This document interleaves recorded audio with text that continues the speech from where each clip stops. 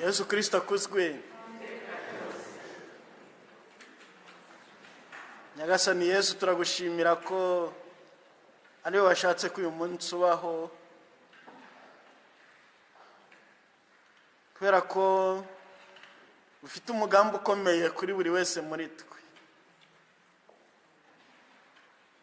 Yesu, urukundo dukunda rurenze inkundo zose z'abantu babayeho, bazabaho n'abariho ubu,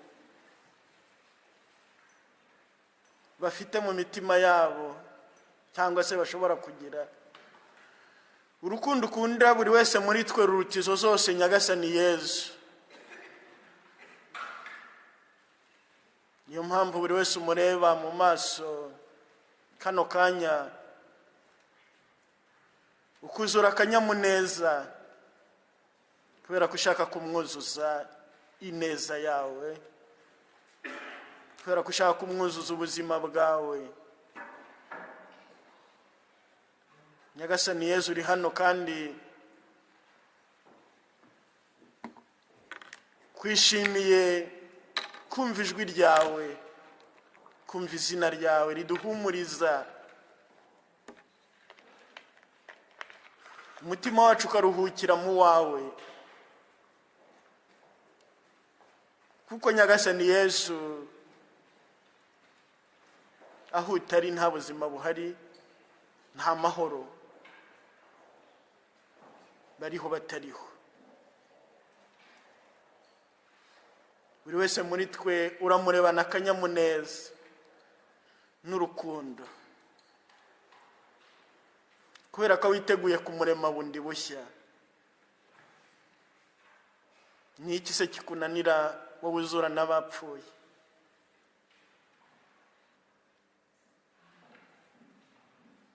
Ni umunsi ukomeye, uyu munsi mu ijuru, kubera umugisha wawe buri wese ari bwakira uyu munsi cyangwa se ari mu kwakira. Umugisha utera abamarayika kwishima iyo mwene muntu awakiriye. Nyagasani Yesu, gira amasengesho ya Bikira Mariya n'abatagatifu bose,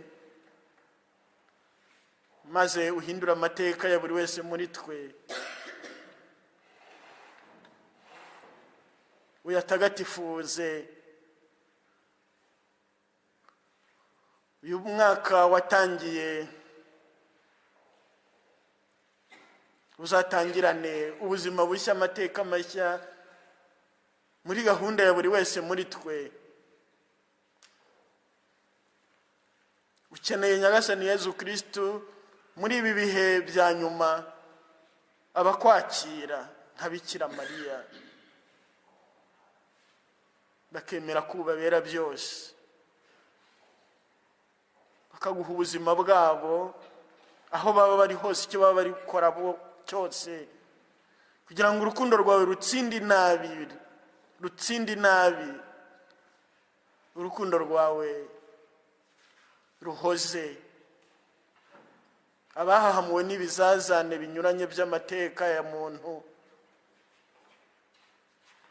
Nyagasani Yesu, urareba rero buri wese muri twe, umusaba umutima we,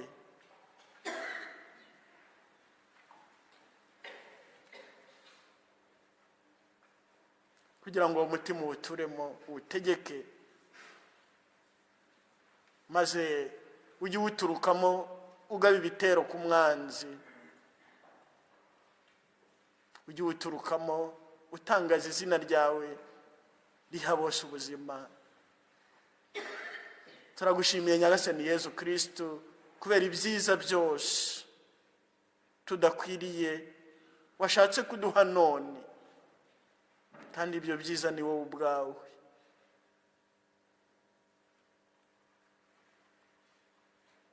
Twishimiye kumva izina ryawe riduhumuriza. Ntabwo uburwayi bwacu bushobora kudutera ubwoba, kuko tuzi kuri muganga. urupfu rwacu ntirushobora kudutera ubwoba ko tuzi ko warutsinze, warazutse, uri muzima. Niyo mpamvu tuguhanga amaso twuzuye ihumure, kubera ko ari wowe mugenga w'urupfu n'ubugingo.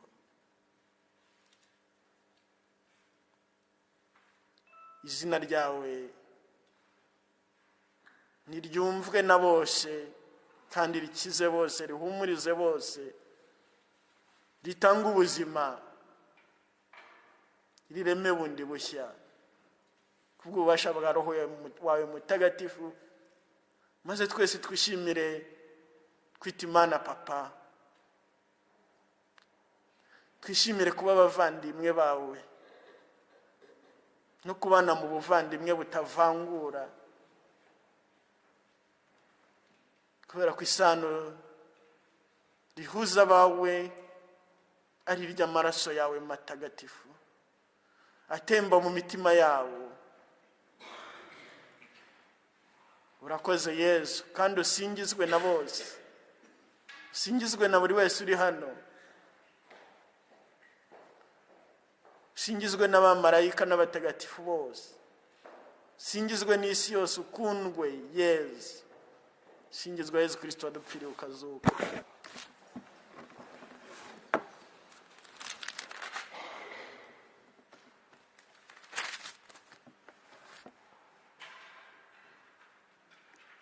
Murabona byabamo kuzonya baki kwiyumanganya inkoni mukubitwa niba mwakoze ikosa, ariko niba mwiyumanganyije imibabaro mwatewe n'ikiza mwakoze, ngiye ingabire mu maso y'Imana.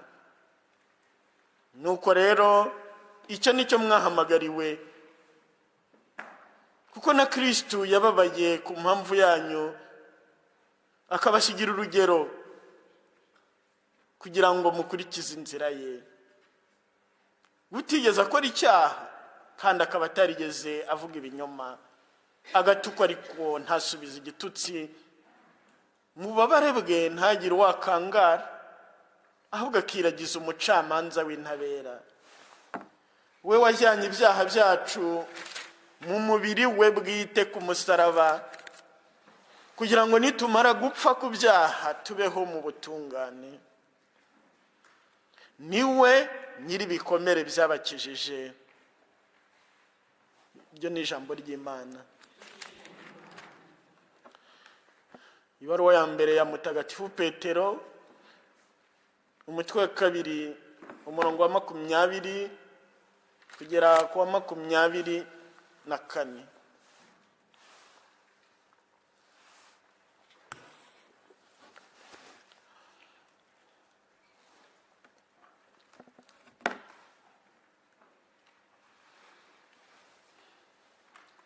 Yesu Kristo akozwe.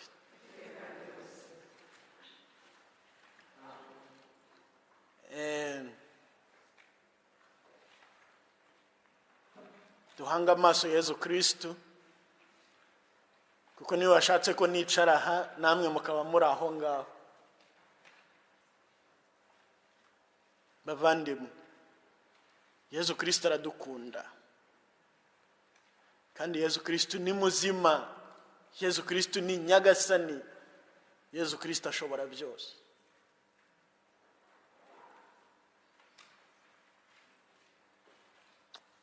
Sinzi ukuntu umuntu yabivuga kugira ngo abyumvishe abandi,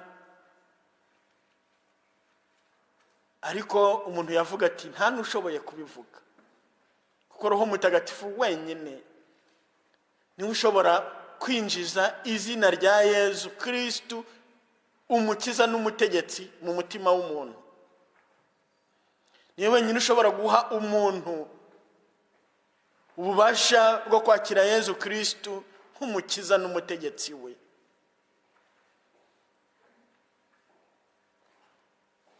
Hano rero baratubwira bati niwe nyiri bikomere byabakijije. Niwe nyiri bikomere byabakijije, Yesu.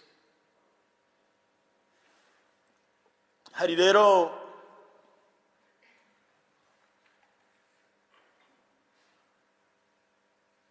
icyo umuntu ashobora kumva kubera ko Roho Mutagatifu ubwe yabishatse, kandi ntacyo akumvisha kugira ngo kibi cyawe gusa, kubera ko umukristo wese aratumwe. Twese igihe tubatijwe twiyemeje kwanga icyaha, gukurikira Yezu Kristo no kumwamamaza.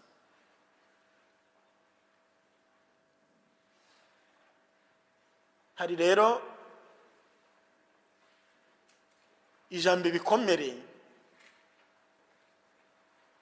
Njyewe nahawe ubupadiri ku itariki 25 z'ukwa karindwi mu mwaka w'2000,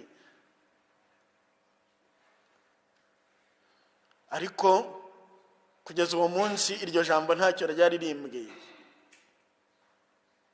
Sinumvaga icyo ryaba rimaze.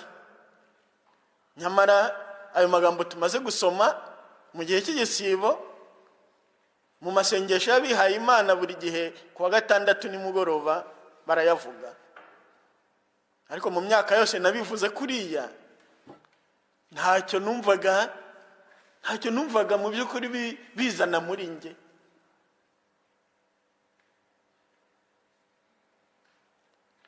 Sinari nzi ko nyamara iryo jambo ritari rigize icyo ribwiye ubuzima bwanjye igihe ndibonye, ahubwo ryari ririmo imbere muri nge ubwanjye.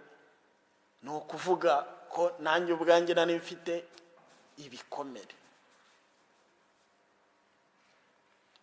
kandi ko umukiza wabyo ari uriya nyine Yezu. Niwe nyiri ibikomere byabakijije.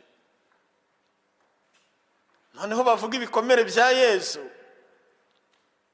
akenshi muri rusange nyine abantu bahita batekereza biriya bitanu, mu biganza bibiri, mu birenge bibiri, no mu rubavu. Ariko nyamara si byo byonyine, cyangwa se biriya ahubwo sinabyo bikomeye, kubera ko bigaragara mu mubiri gusa. Na roho igira ibikomere, kandi n'iya Yezu irabifite.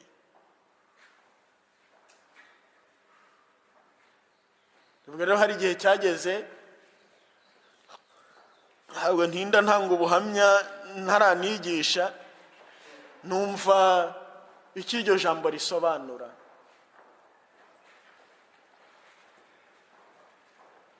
Icyo gihe hari mu mwaka w'2001, ndi mu mwiherero i Remera Ruhondo, mu gihe cyo gushengerera Yezu mu Karisitiya. Mu by'ukuri uwo munsi Yezu yanyeretse nyine ibikomere byanjye, kandi anyereka ko anabikiza. Kuri uwo munsi rero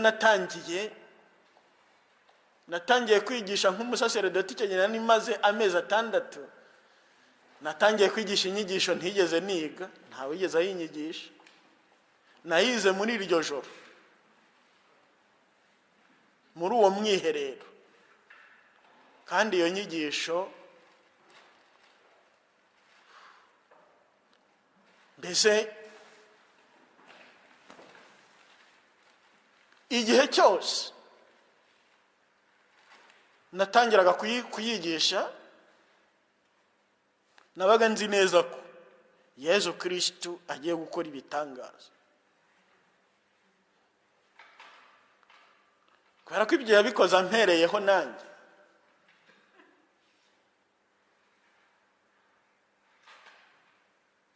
Akenshi rero hari igihe tubona Yezu Kristo ariko twe ntitwibone.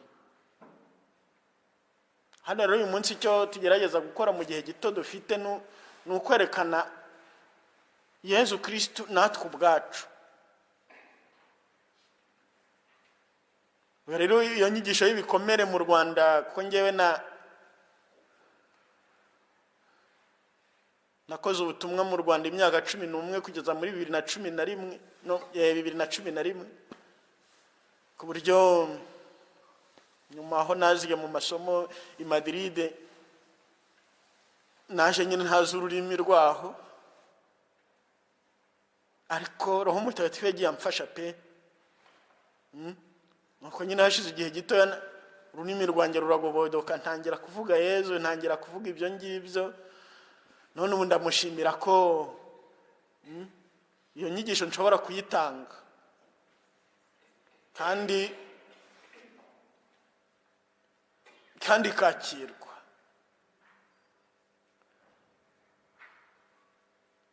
Ikaba rero ari isi y'abantu bavuga icyesipanyolo niyo nini muri Gatolika. Ibihugu abakristo bavuga icyesipanyolo Gatolika nibo benshi ku isi muri iki gihe. Ibyo rero bikaba bituma ubutumwa ubungubu mbese iryo jambo ritambuka pe. Izina rya Yezu ukiza ibikomere no kwereka umuntu umutima we ko akeneye nawe ko Yezu amukoraho. Nko hari abantu bashobora kuvuga ariko ngiye ngo mbona abantu bajya gusenga, ese muba musenga iki, mwabuze iki? Kandi mu by'ukuri uwo muntu uvuga atyo ntacyo afite, ni umurwayi ariko ntabizi. No kuba avuga atyo ni uko arwaye ariko ntabizi.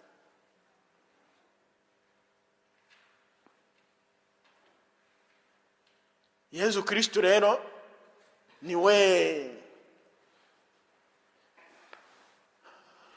ukiza umuntu wese urwaye ibyo ari byo byose. Niyo mpamvu ntawe ugomba kugira impungenge uko wakwibona kose umeze. Yezu Kristo ni nyir'impuhwe. Yezu Kristo ni nyir'impuhwe, ni urukundo rusa. Hariho n'abantu wenda ashobora gukora ibyaha we ubwe nawe ubwe atazi umubare, akaba avuga ati nanjye nshobora kubabarirwa. Uko ukora byinshi niko impuhwe za Yezu zirushaho kwiyongera. Ibyo ntushobora kubyumva.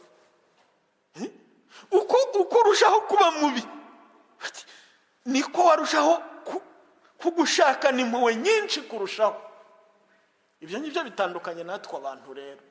Ni nayo mpamvu akenshi impuhwe za Yezu tutazumva. Umuntu ashobora guhita afata urugero nk'ababyeyi bamwe. Ababyeyi benshi iyo muganiriye azavuga neza abana be beza, hanyuma avuge nabi abana be bamunaniye. Yezu Kristo ni ikinyuranyo. Abo ngabo bamubabaje, babandi 99 basiga hariya, akagenda ashaka uwo nguwo. Umutima we wuzuye urukundo, ashaka uwo muntu kugira ngo amugarure. Wenda uwo nguwo ashobora kuba ataje hano, cyangwa se akaba hari by'igitangaza. Ibyo byose buri wese amenye iyo nkuru nziza y'impuhwe za Yezu Kristo ukunda buri wese. Kandi rero ntuhagarike umutima kubera bawe bari kure ye. Wowe icyagusaba ni ukubakunda mu izina rye, kandi ukabasabira ufite icyizere, aho guhora uganya cyangwa se guhora wimyoza cyangwa se guhora uhangayitse kubera we urahangayikiye iki ko yapfuye yazutse ari muzima. Bamwereke maze wowe ubereke urukundo, uzareba igitangaza azakora.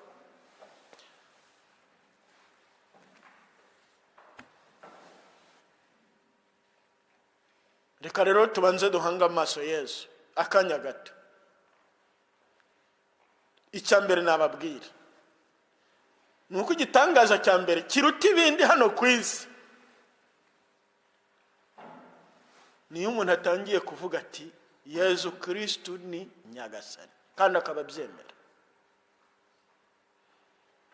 Yezu Kristo ni Nyagasani. Yezu Kristo ni Nyagasani guhera ku munsi wa Pentecost. Roho Mutagatifu niwe nyiri bitangaza, niwe ukora byose. Uhereye kuri misa n'amasakaramentu yose usakaze roho wawe kuri aya maturo. Roho Mutagatifu niwe ubutumwa bwe rero kuva ku munsi wa Pentekosite ni ukuzuza abantu imbaraga zituma bagira ukwemera muri Yezu Kristo, ku buryo bumva ko ntawe ushobora kubacecekesha, nta gishobora kubahagarika igihe bari mu butumwa bwo kumwamamaza, kubera ko baba bazi neza ko ari we byose, ari nta kimunanira. Mu mutwe wa 2 mu gitabo cy'ibyakozwe n'intumwa, aho Mutagatifu amaze kubasendera ba bagabo bari buzuye ubwoba, noneho bakuzura ubutwari, bagasohoka abagabo n'abagore, abigishwa ba Kristo, bagahamya bati ni muzima, Yezu Kristo ni muzima, ni umutegetsi n'umukiza. Ibyakozwe no mu mutwe wa 2 umurongo wa 36 no 37, niwe mutegetsi n'umukiza rukumbi.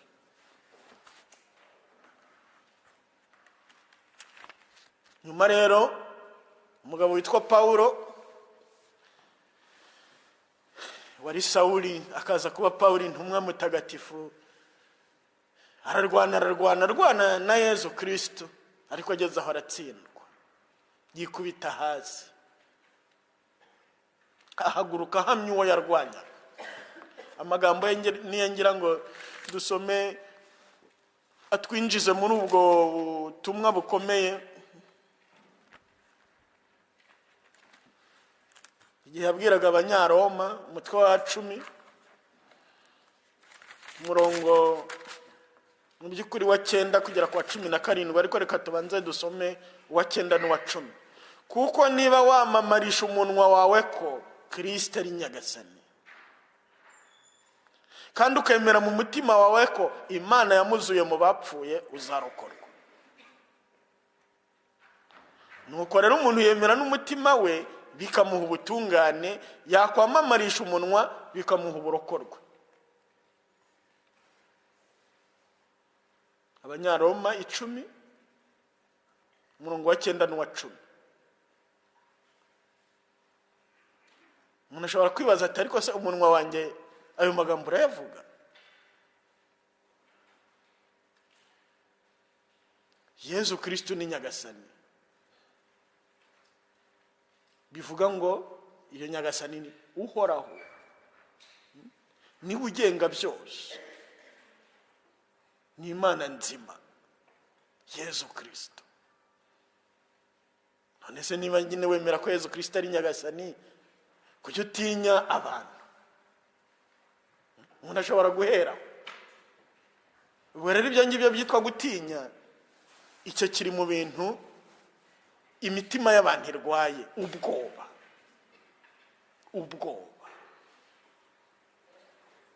imitima yuzuye ubwoba bw'abantu, ubwoba bw'ibintu, ubwoba bw'ahantu, ubwoba bw'amashitani, ubwoba bw'urupfu, ubwoba. Yezu Kristo ni nyagasani, kuki ufite ubwoba? Intumwa rero zimaze kumva icyo ngicyo, ntawe zongeye gutinya, ntacyo zongeye gutinya. Karube ndi kumwe na Yezu, se ninde wankoraho? Yezu Kristo ni nyagasani. Ubwo nkuko mubizi mu ibaruwa ya mbere y'Abanyakorinti umutwe wa 12 umurongo wa 1 kugera ku wa 3, haraho Paulo avuga ati mubimenye neza rero, ntawe ushobora kuvuga ngo Yezu arakaba ikivume ngo tuvuge ngo ayobowe na Roho Mutagatifu. Ariko nyamara ku rundi ruhande nta muntu n'umwe ushobora kuvuga ngo Kristo ni nyagasani atabibwirijwe na Roho Mutagatifu. Roho Mutagatifu avugira ku rurimi rw'abemera Yezu Kristo izina rye. Yezu Kristo ni nyagasani.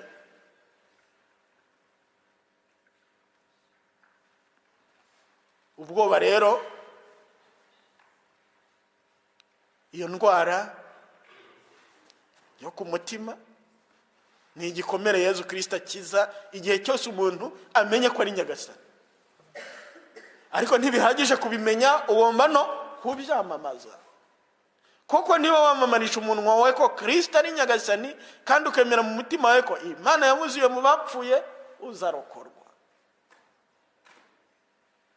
Umuntu niba agutunze urutoki ati biriya urimo ni ibiki, tuzambona. Yezu Kristo ni nyagasani. Yezu Kristo ni nyagasani. Yezu Kristo ni nyagasani.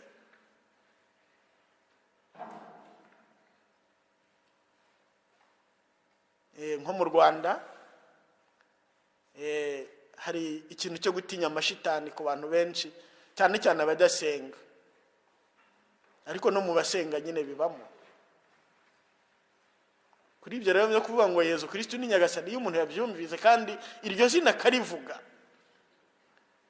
mu by'ukuri hari umuntu yavuga ati iby'amashitani bihita birangira. Yezu n'amashitani ni akanya gatoya. Izina ryo pfa kurivuga kandi wemera ko rikurinze. Yezu Kristo ni nyagasani.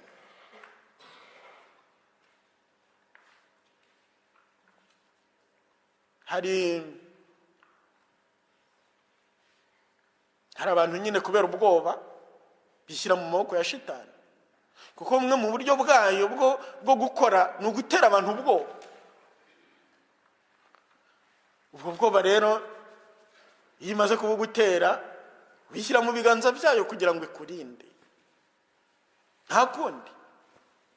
Ugacisha indasago, ukagenda wambariye ku bintu, cyangwa mu mazu yawe ugatabamwo ibintu, bagatera ibiti, bagatera umuti. Ibyo byose rero ni ibintu by'inzenya gusa. Kuko iyo urebye neza usanga harimo n'ubujiji.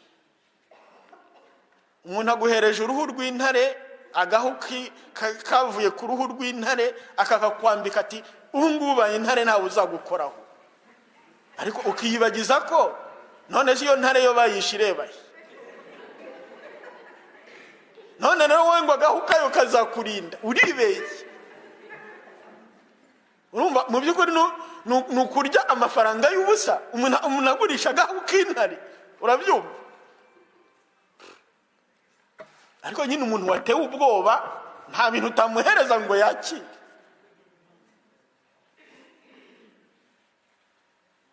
Kandi koko hari abantu benshi bikoreye ibintu by'imfabusa kubera nyine ko bababwiye ko ari ibintu bikomeye, wenda akaba bifite mu mufuka, kubera ubujiji nta kintu.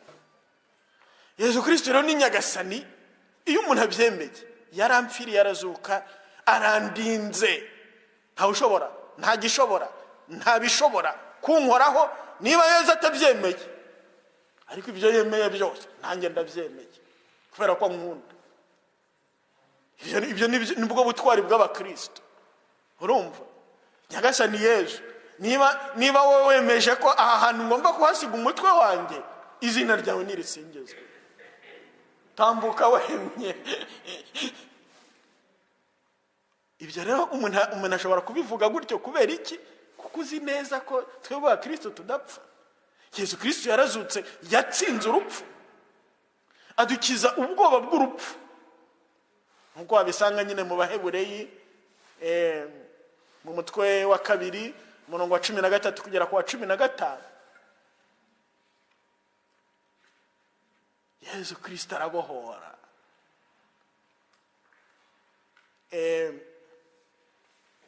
Hari rero intambara ngewe nakunze kurwana mu kwamamaza inkuru nziza ariyo Yezu Kristo. Mu bantu bavuga ikinyarwanda, ariko nyuma aho ninjiriye mu Espanyol naho nsanga ntacyo baturusha. Nubwo bamaze imyaka myinshi bamenyeshejwe ibyo benshi batigeze bamenya. Kuko rero kumenya Yesu ni ibanga rikomeye. Mu kanya navugaga nti nk'ubu ngubu hano uko turi aha dusohotse aha tuvuga ngo Yezu Kristo ni nyagasani, bivuye ku mutima wacu, cyaba ari cyo gitangaza kiruta ibitangaza byose Yesu ashobora gukorera, nkuko nigeze kubivuga. Kubera ko uwo muntu waba arimo kuvuga atyo yaba arimo gutanga ubuzima. Izina rya Yesu aho rivuzwe hose ritanga ubuzima. Ni ingenzi ukuri n'ubugingo. Muri Yohana 14:6 izina rya Yesu igihe cyose rivuzwe umwijima urahunga. Yesu Kristo ni urumuri rwirukana umwijima. Ndi urumuri rw'isi, unkurikira ntagenda mu mwijima, ahubwo azagira urumuri rutanga ubugingo. Igihe cyose izina rya Yesu Kristo rikuvuye mu kanwa riramurika. Yohani 8:12 ndi urumuri rw'isi. Iryo zina rya Yesu Kristo ni ukuri gukura abantu mu binyoma. Ni ingenzi ukuri n'ubugingo. Aho ngaho twavuze. Cyangwa se aho avuga nyine ko muzamenya ukuri kandi ukuri kubahe kwigenga. Muri Yohana 8:3-7 Yesu rero igihe cyose umuvuze uba urimo kubohora abantu, kuko abantu benshi baboshywe na byinshi, ariko umubiri cyangwa se ku mutima Yesu Kristo rero aduha ubwigenge. Abantu bakabaho bemye, bishimiye ko bacunguwe, bamenewe amaraso. Umuntu yajya muri penitensiya yarabohowe na Yesu Kristo, iminwa ye ntibohwe igihe agomba kwatura ibyaha bye, akabivuga mu mazina yabyo ntacyo akatiye, ingano yabyo akayishyira hariya ntabwo babimuteye.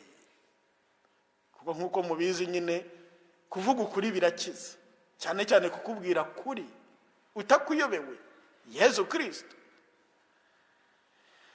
Kubera iyo mpamvu rero ubundi iyo umuntu ageze muri penitensiya Yesu koko yamukozeho, umuntu ntabwo ayobekana, aza ubuzima bwe bwose urumuri bwabumuritsemo, atagitinya ko ibyo byamenyekana. Nkuko se kibi iba yaramuteye ubwo bimubwira ngo yewe ibyawe bimenyekanye se hari aho wakongera gusoma utuzi. Hisha igihe cyose akajya muri penitensiya bimwe agakata, akabikatira cyangwa ibindi akabikataho, cyangwa agahindura amazina yabyo akabivuga ukundi kuntu.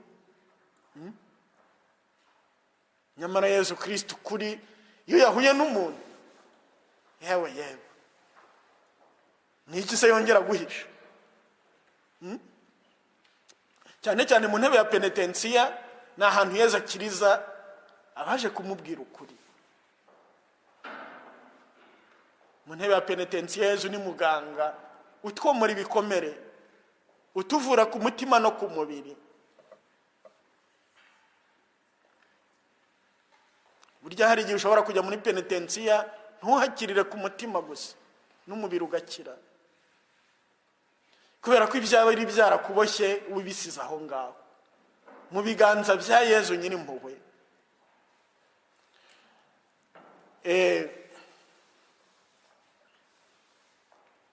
Yesu rero mu ntebe ya penitensiya ni muganga. Ese hari umuntu ujya kwa muganga hanyuma muganga yamubwira ati gira gutya na gutya agashidikanya kandi ababaye?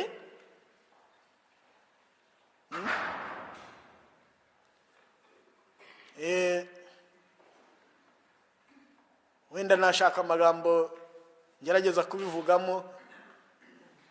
Hari umuntu watwigishije nyine hashize igihe atubwira kuri uburyo muganga Yesu Kristo atuvurira muri penitensiya, aduha urugero rw'ukuntu mu gace k'iwabo higeze gutera indwara yafataga abantu ahantu hibanga umuntu atapfa kwereka abandi, indwara y'ibinyoro ikagenda igafata aho ngaho. Umuntu akavuga ati ariko se nzagenda koko muganga koko ubu ngubu koko nzamuhinguka imbere? Yewe biragoye. umuntu agahitamo gupfiramo aho kugira ngo ajye kwambura aho hantu. Haza ngo kuza muganga w'umunyamahanga, none hamenya ko abantu bo muri ako gace bagira isoni zo kwerekana aho hantu, nuko yamuhinguka imbere rero akaba ari cyo cyambere amutegeka, kandi mu magambo akomeye nk'ayo umubyeyi yabwira umwana umaze kwituma ashaka kumusukura. Mu Kinyarwanda nyine cya kindi koko iryo jambo siniriwe ndikoresha. Uwo munyamahanga rero utari bifite isoni z'amagambo amwe, kuko hari amagambo amwe bagira ururimi batinya kuvuga, ariko umuntu urimo kwiga urwo rurimi akaba agituye aho ngaho ati ibyo ntawe ubivuga.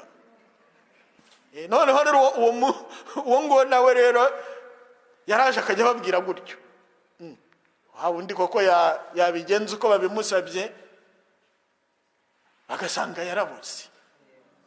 Nuko muganga akamuborora ati Yesu mu ntebe ya penitensiya nawe nuko rero iyo umuhindutse imbere nuko gutegeka, nkuko umwana yabwira nyina ibyo maze kuvuga. Biriya wabihishiye iki? Ubundi rero nkuko tubizi, ubundi abibabwira kugira ngo abashaka penitensiya mu byo kuri uyu munsi muhahurire na Yesu ku buryo nyabwo. Ntabwo ugomba gukinisha ahantu ushobora gukirira. Hari umuntu se babaga kwa muganga, bamubaga ahantu hakomeye, bamurekeyemo imyenda ye.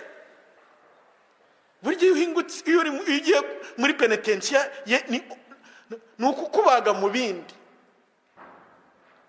Yesu Kristo ubuzima bwawe bwose abwinjiza mu cyuma, niba twavuga gutyo, kugira ngo rwose ho kugira ahantu hasigana hari uburwayi. Niyo mpamvu rero nawe mu mivugire yawe rwose uri imbere ye ugomba kugenda wabohotse, ukavugana ugutinyuka, utagitinya bya bindi utatinye gukora, ariko ukaba Sekibungu yaraguteye ubwoba ati nubivuga n'akazi kawe.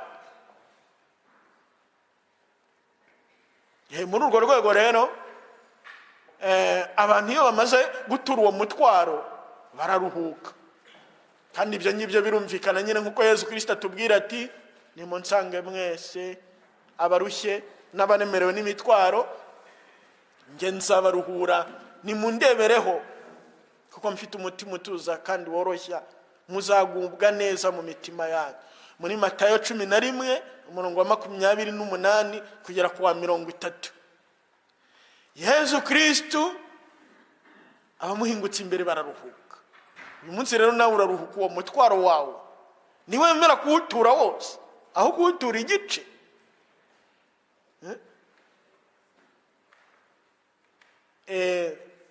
Ubundi nyine nk'uko twabyigishijwe mu nyigisho za Kiliziya rusange, icyaha ushaka kukirega neza hari ibintu bibiri yitondera imbere ya Yesu nyine mpuhwe.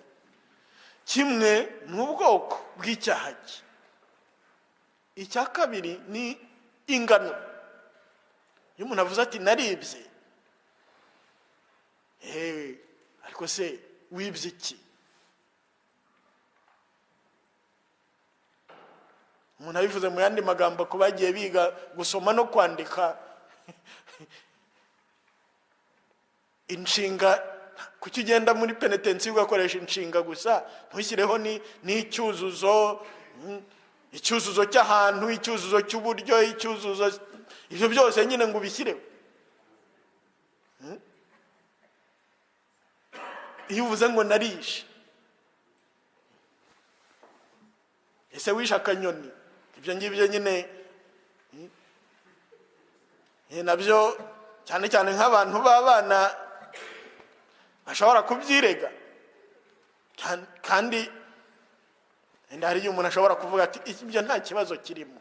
Igihe nyine umuntu ababaye ntabwo avuga ngo nta kibazo, nuko nyine hari ahantu byamukoze, akeneye kuruhuka, byamubereye umutwaro. Ntiwamubwira ngo si umutwaro kandi umuremereye, ahubwo w'umuture. Yesu Kristo aradutura imitwaro muri penitensiya, ubwoko n'umubare. Hariya rero ubwoko bw'icyaha cyawe aribwo bushobora kugutera ubwoba cyangwa umubare. Kuvuga ngo naribye bikaba bitaba ikibazo, ariko kuvuga ko wibye miliyoni bikaba byagutera ikibazo. Cyangwa se aho wayibye. Hariya ushobora gusanga nk'umwana yiba ibiryo mu rugo, akarira igihe ababyeyi be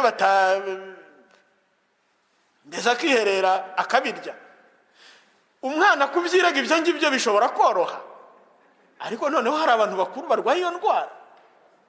Umuntu w'umugabo akaba ari we waba ufite iyo ngeso, agahengera umugore n'abana bari hirya, akareba akaba yinjiye aho ifunguro riri, arariye vuba vuba cyangwa bikubise mu ikote, arasohotse agiye kubirira hanze.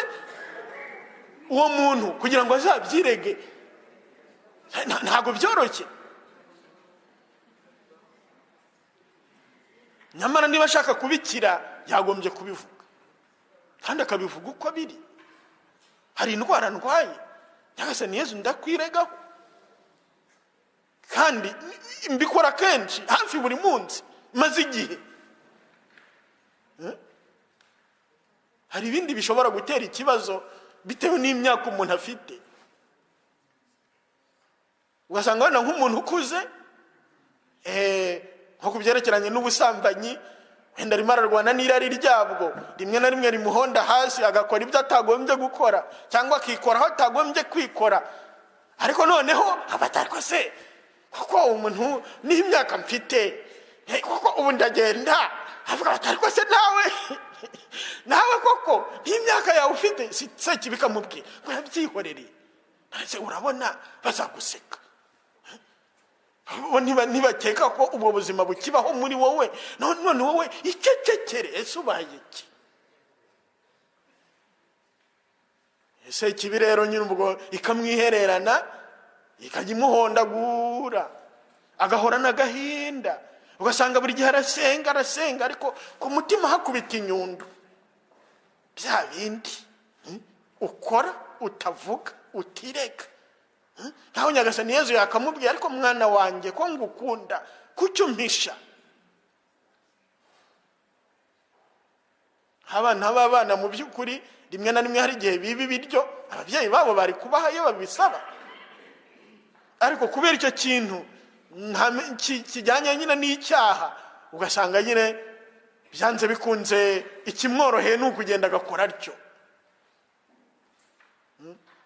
Hari umuntu wigeze kuduha ubuhamya kandi akuze, mbese atubwira ukuntu yatangaga ubuhamya yerekana ko gukosora abana kenshi hari igihe ineza, cyangwa se muri rusange ineza ariyo igorora kurusha inabi.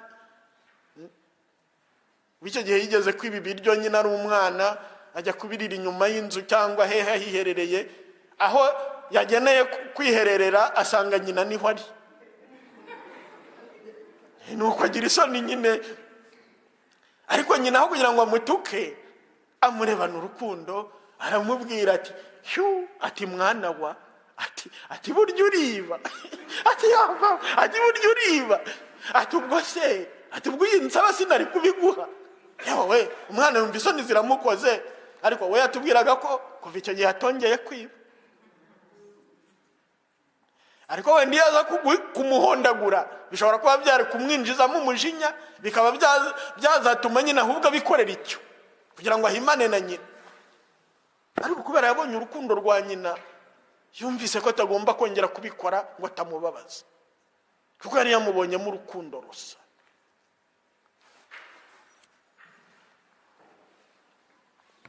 Muri penitentiya rero ni hamwe muho Yezu Kristo akorera ku mutima wacu wakomeretse akatwomora. Ni intambwe ikomeye yo kwigorora nawe, yo kwivuza ku mutima. Hari ibyaha bimwe nyine bigoye kubivuga, ariko Roho Mutagatifu yakuzuye, nkuko Abanyarwanda bavuze ngo ibitera soni. Ariko umuntu akibaza ati kuki umuntu aba atagize isoni zo kubikora, ariko kubivuga yirega bikamunanira? Icyo ni igishuko cya Sekibi. Umuntu agomba gutsinda mu izina rya Yezu Kristo Nyagasani.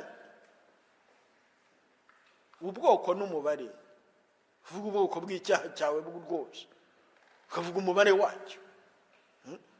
Hari igishobora kugora mu mubare. Biroroshye kuvuga uti narasambanye, nubwo atari nabyo ubwabyo bitorohera benshi, ariko tuvuge wenda nk'umuntu ukiri umwari kugira ngo agende yirega ati kugeza uyu munsi wenda n'abagabo 100 cyangwa se barenga, sinzi n'umubare, abati bazanseka bakatse koko. Ibyo byose ni se kibi bikubwira. Yesu Kristo nta gutegereje ngo agukubite inkoni y'igihano, ni inkoni zamba, inkoni y'imbabazi. Kandi uko uburwayi bwawe burushaho gukara, nkuko nigeze kubivuga, no kuba bubi, niko we arushaho kugira impuhwe kurushaho. Hari igihe rero usanga hari abantu b'abana batoya rwose bazi kwereka Yesu ibyaha byabo, mu gihe hari abakuze bakiri abana mu kwemera, bataramenya, batazi gutondagura inshinga ngo bayirangize. Kubera ko wagira ngo se kibe yarakuziritse ku kiziriko, bivuga ati aho ho ntuharenge, biriya nkwemereye kubivuga, ariko biriya ceceka, hariya ho ntukoreho, hariya hantu ni ahacu turahasangiye, maze se uransenyera se ndajyayo, ese ubundi igihe tumaranye nagutwaye iki? Kuko hari abantu ushobora gusanga asa n'usazanye ingeso, kandi atigeze anirega. Imyaka yose umaze byagutwaye iki? None se uyu munsi niba Yesu ashaka kugukiza byo, urabyangira iki? Niba Yesu yiyemeje kubana nawe ngo aguhindure igikoresho cye gitagatifu, kuki uyu munsi wakwanga? Kandi iyo umuntu ajya guhinduka by'ukuri, muri rusange bihera muri penetensiya nziza. Ati rwose byose niyemeje kubivuga no kubivamo, byose niyemeje kubivuga no kubivamo.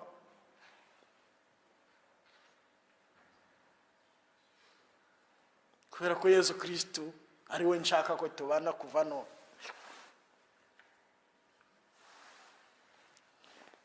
Umwe mu miti rero Yesu atuvugutira w'ibikomere byacu, byo turwaye ku mutima, ni penetensiya nziza. Hahirwa abantu abayishaka neza bataryarya. Hari indwara nyine iri mu bantu basenga muri rusange, indwara y'uburyarya, indwara itubamo twebwe abasenga. Yesu Kristo yarwanye n'uburyarya bw'abafarisayi, ariko nyuma bwinjira no mu bamwemeye. Akenshi hari igihe twimeza neza imbere y'abandi, tukagwa neza, ariko mu rugo iwacu turi gica, cyangwa se mu mitima bicika.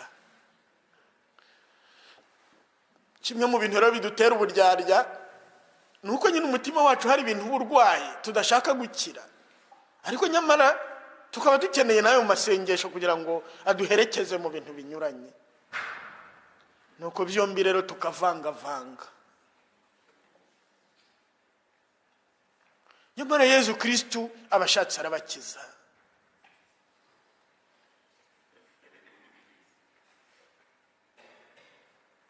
Roho mbi zisenga zihisha mu bakirisitu kandi zikinjira ahantu hose, zikaba zakwinjira muri buri wese niba nyina atabaye maso ngo ayahange Yesu Kristo. Ushobora kumara igihe usenga amasengesho yawe, ukora ibyo ushoboye byose kugira ngo ukize roho yawe, kuko nyina akenshi abantu niko bibwira ko aribo bikiza ubwabo, ariko mu by'ukuri ugasanga nta ntambwe n'imwe wateye. Uracyari wa wundi ushobora kurakara akaba yakubitisha n'abandi inkuba, kandi abari bo bose uhereye kubo mubana mu rugo, ariko nyamara udahwema gusenga. ukaburi wa wundi wenda wabaye mu magurupe menshi y'amasengesho, ariko igihe cyose akabigisha uko kimwe kihagukurikirana. Igihe cyose se kibi kabihagutegereje.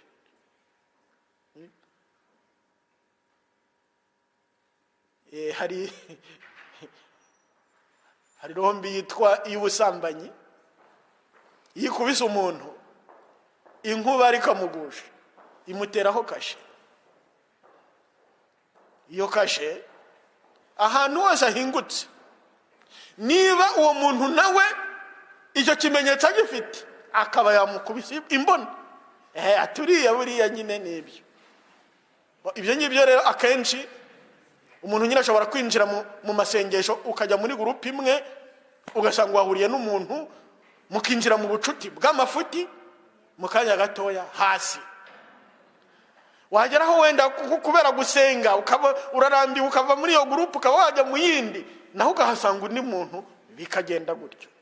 Cyangwa se nk'ina haba amaparuwasi menshi, ugasanga usengeye muri paruwasi imwe, umuntu arahagutegereje, muragiye mwihonze hasi, nyuma uravuze hariya sinzasubirayo, ukajya mu yindi, naho ukahurira n'undi, gutyo. Noneho ugasanga ubuzima bwawe amasengesho hasi, ugasanga se kibi nyine yakugize umuntu usenga ariko n'imbata yayo. Abantu benshi bakaba bakuziho kuba umuntu usenga, ariko hari ibintu byagusabitse bikugira, mbese nyine bikugira imbata, igihe cyose bikaba bigukoresha igihe bishakiye. Yesu Kristo rero afite ububasha, ni nyagasani, ashobora kubohora buri wese, agatangira kubaho ku buryo buzima, ariko afite imbaraga zo kubikora. Ubwo rero nigeze kuvuga ko urugamba rwo kwamamaza Yesu Kristo mu Banyarwanda hari ikintu ntatindaho, uzashaka ibisobanuro cyane, kubera ko hari inyigisho nyinshi nagiye mbitangaho, ari izanditse, ari izigize gute, ari mu majwi. Kumva ububasha bw'izina rya Yesu no kurikira ku rurimi rwawe bigoye cyane Abanyarwanda, nubwo atari bo bonyine. Ubwo ngubwo ijambo cyangwa se izina, abantu benshi muri rusange bakunze kwivugira, bakavuga bati, n'ubu ngubu rwose uhagurukije umuntu umwe uti mbwira ukwemera kwawe biti, ijambo rya mbere abenshi basubiza ni nemera Imana. Nemera Imana. Ati nkatwe abemera Imana, nemera Imana. Umunyarwanda warenze kuri nemera Imana, akaba ubu ngubu avuga ko yemera Yesu Kristo nyagasani, uwo nguwo nuko haba habaye ikintu.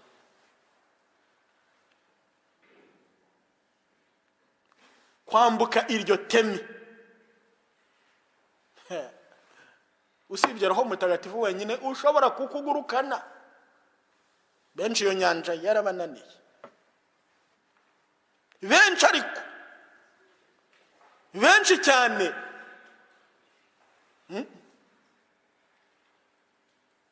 Ese Pawulo bibwira ko atari ko yarameze?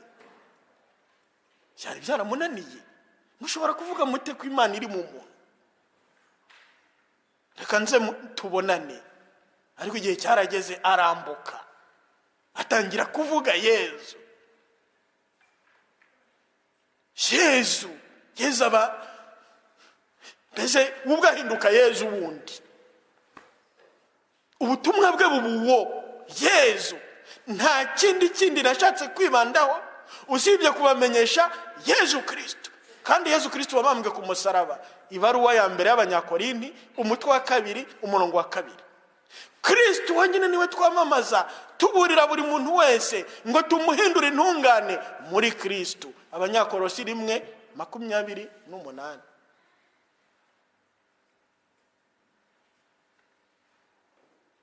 Iyo umuntu amaze kubona muri iryo zina ubutumwa bwe, niho iyogeza butumwa riba ritangiye. Ibindi byose biba ari amagambo. Ahatavuzwe Yesu hose nta gikorwa. ninjye nzira ukuri n'ubugingo. Izina rya Yesu cyewe we. Ariko uyu munsi ugerageze kurivuga urebe. Hari abantu duherutse i Madrid gukora umwiherero, nyine ndimo mbabwira ububasha bwaryo. Hari umuntu wabanaga n'abana be, mbese ibi bisore atitira imbere yabo, batangira kumubwira akabura uko yifata mu myitwarire yabo idahwitse. Ariko uwo munsi yinjira rwose mu rugo yuzuye imbaraga. Nibwo batangiye nyine kumutera ubwoba, nibwo abwiye ngo niko wibwira ko urusha Yesu Kristo imbaraga? Akivuga iryo zina ngo Yesu Kristo, umwana we amera nk'ugiye kwikubita hasi. Kubera ko akenshi nyine ese ningo zingahe iryo zina rya Yesu Kristo ryavuzwemo. Ubu ninde muri mwe waduha ubuhamya ati nge kuva navuka mama yambwiraga Yesu Kristo, papa kambwira Yesu Kristo? Ninde waduha ubuhamya ati umwarimu wo mu mashuri abanza yatubwiraga Yesu Kristo? Ariko Imana bazayikubwira nkuko abakurambere bacu bayivuze, ariko ntacyo bapfana nayo, iriyo hejuru. Ariko yigize umuntu ni yindi. Yesu Kristo wigize umuntu, kandi muri we tukaba tubona iyo Mana uwo ari we ko ari papa, tugahabwa imbaraga ze, Roho Mutagatifu, gahunda ihita ihinduka. Njyewe rero abo kenshi twakunze guhura, ubu nakunze gutega amatwi abantu benshi, cyane cyane aho ntangiriye kuvuga iyo nyigisho y'ibikomere nyine.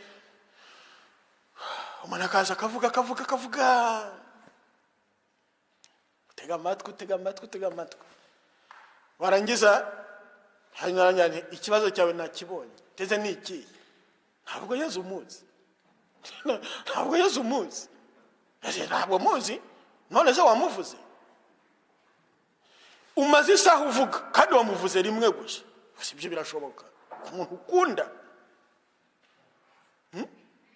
Reka rero nguhe umuti. Mwari muzi ko izina rya Yesu rivura? Mwari muzi ko rizura? Mwari muzi ko ritanga ubuzima? Akenshi hari igihe tubyumva ariko tutabyemera. Mu by'ukuri njyewe nagiye mpura n'abantu benshi habaho umuti gusa witwa Yesu. Vuga Yesu maze uzareba.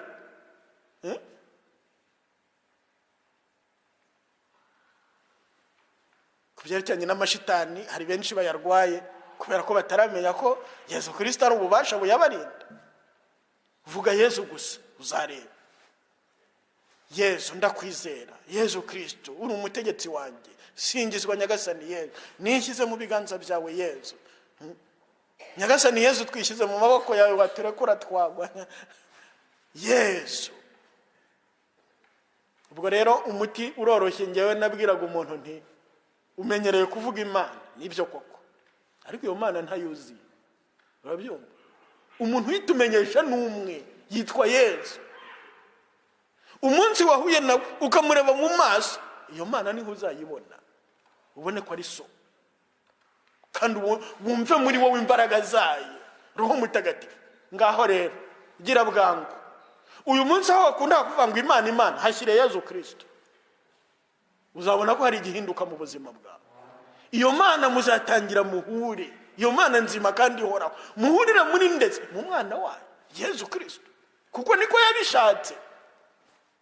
Muri Luka 10:21-22, igihe Yesu yasengaga abwira se, dawe mutegetsi w'ijuru n'isi, ngushimiye ko ibyo wabihisha abanyabwenge n'abahanga, koko dawe niko wabyishakiye, byose nabyeguriwe na data, kandi ntawe uzi mwana uwo ari we keretse data, nta n'uzi data uwo ari we keretse mwana, n'uwo mwana ashatse kubihishurira. Igihe cyose uzavuga Yesu, nawe azaba arimo kukuvuga imbere ya se. Urabyumva? Arushaho kukumenya no kukwakira nk'umwana we. Noneho rero iyo umuntu amaze mu by'ukuri kumenyera kuvuga Yezu Kristo, niba wamamanisha umunwa wawe ko Kristo ari nyagasani, ububasha bwe bugenda bukwinjiramo, Roho Mutagatifu, ku buryo utazi, ukagenda wunguka imbaraga utaruzi, ukagenda utsinda ibishuko bya sekibi, ukiri ibikomere byawe, kubera ko izina rya Yezu ntirishobora kuvugirwa ubusa. Nuko rero kimwe no mu bintu Yezu Kristo ayobora mu bamumenye, nuko batangira kwinjira mu butatu butagatifu. Yezu Kristo niwe rembo ry'ijuru muri Yohani 10:9. Iyo amaze kugukingurira winjiye, agenda kwereka. Ese wari uzi ko yari papa? Ngwino nkwereke n'undi, dore Roho Mutagatifu. Ese wari uzi ko na mama ari ahari? Dore nyoko, dore mama wa. Akakwereka n'abamarayika bose n'ingabo zo mu ijuru, ku buryo umuntu nyine yinjira muri Yezu Kristo, yinjiye mu byo bita urusange rw'abatagatifu, ukumva uri mu rugo iwanyu kwa so uhoraho. Nk'ukuntu ngewe sinyangira ikibazo iyo abana bikinaguye mu kiliziya, akenshi avuga ari mu nzu ya se, ari mu nzu ya se. None se umwana uri mu nzu ya se ngewe nabyongeraho iki ko? Hatera umuntu ubwoba umwana uri kwa se, mureke yikinagure ari mu byasi. Kumva rero ko Imana ari papa, nta wundi wabikubwira usibye Yesu. None se Abanyarwanda dusenga tuvuga ngo dawe, papa uhoraho, tubikuye ku mutima ni bangahe? Najya nkunda kubwira abantu nti kuvuga ngo Roho Mutagatifu, n'umunsi uzajya mu isoko rya Ruhango cyangwa se ayandi masoko yahuriyemo abantu benshi aho ngaho, ukumva umuntu aravuze ngo Roho Mutagatifu, uzamenye kubonekewe. Uko ngana ntawe nigeze numva. Ubwo wenda mwebwe mwigeze kubonekerwa mwarahiriwe, ariko nge nta muntu ndigera numva mu isoko asakuza ngo Roho Mutagatifu. Ari Madrid njya mbabwira nti nujya muri metro cyangwa se muri bisi cyangwa muri ayo masoko naho ngaho, wenda ukumva umuntu avuze iryo jambo Roho Mutagatifu, uzamenye kubonekewe. Ninde se upfa kuvuga ngo Roho Mutagatifu? Ushobora no gusanga hano hari abantu atarigera rivuga na rimwe, usibye igihe wenda barimo basenga ngo na Roho Mutagatifu, ariko bakaba atigera avuga ati buriya Roho Mutagatifu azabidufashamo yewe. Eka da, ntibimurimo. Ntabyo. Ibyo byose rero ni byiza Yezu Kristo agenda atwereka abavandimwe. Izina rye rifite ububasha bwo kudukingurira amarembo ya se, tukabaho twisanzuye kandi tubaho nk'abavandimwe. Yesu ntabwo rero Yezu aje gusenya Imana, ahubwo aje kuyubakira no kuyerekana. Ntiwibwire ngo none se ngo ntavuze Imana navuga ndi. Erega ivuga ko na Yezu ari Imana, n'umuvuga rero uzaba uyivuze nayo. Umbonye aba yabonye Data. Hari n'ahantu hari amagambo menshi nyine Yezu unyanga aba yanze Data, muri Yohani 15:23.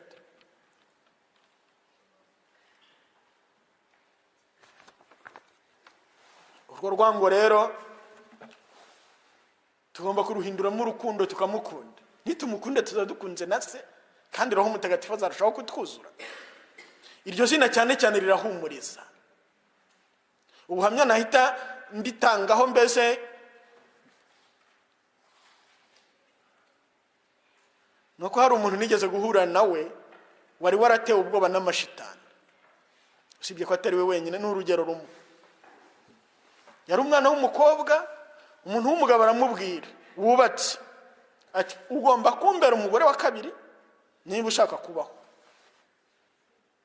We yari umuntu usenga rero avuga ati sinshobora, aturanze uzabaho ntakiriho. Iterabwoba. Ubwo koko ntabwo byabaye iby'imikino, kubera ko mu gihe gitoya ubuhamya bw'uwo muntu ntabwo ari amagambo, ntabwo ari amateka, ntabwo ari ibintu umuntu ashobora kwigisha avuga ngo ni imigani, ntabwo ari igitekerezo mbese. Noneho ubwo mu gihe nyine ku manywa iwabo bari mu rugo bagiye babona inzoka nyinshi amanywa ava zinjiye mu nzu. Urumva nyine ubwoba buhita bubataha, babura aho bakwirwa, ariko kubera ko bagerageza gusenga mu by'ukuri ntibiruka ngo baravuga bati iyo yose reka duhangane nazo dusenga, bagerageza gushaka kuzica. Iyo bakubise reka da. Nuko noneho abantu barabwira bati reka mushaka amazi y'umugisha muzitere. Ubwo barayashaka, baziyateye barazikubita barazica.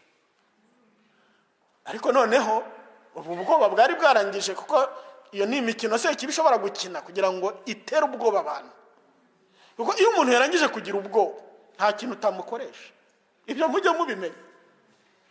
Iyo umuntu yarangije kugira ubwoba nta kwemera bagifite. Cyo ni icyambere. N'urukundo ruba rwaguye. Asigara rero nk'igishushushungwa ushobora kujyana aho ushaka.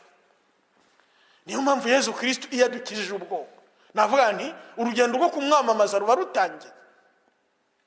Kubera ko Yesu ntashobora kwamamazwa n'abanyabwoba.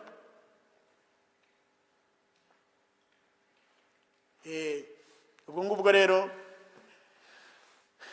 nyuma nyine uwo mwana ahita arwara,